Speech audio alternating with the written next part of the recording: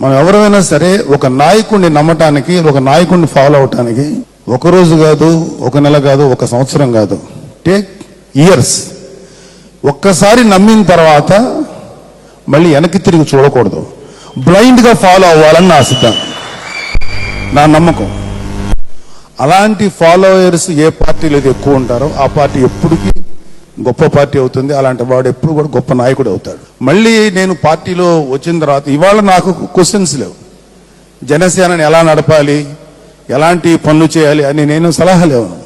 ఆయన ఏం చెప్తే అది ఫాలో అవి రిజల్ట్ చూపించడం వరకే నేను చేయాలి.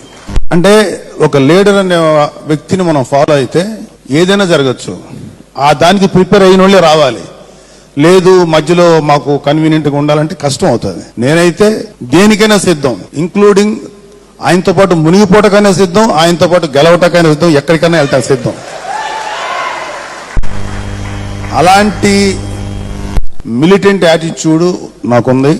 నేను ఖచ్చితంగా జనసేనలో ఒక క్వశ్చన్ చేయకుండా పనిచేసే కార్యకర్తలాగే పనిచేస్తాను తప్ప నేనేం సలహాలు ఇవ్వను.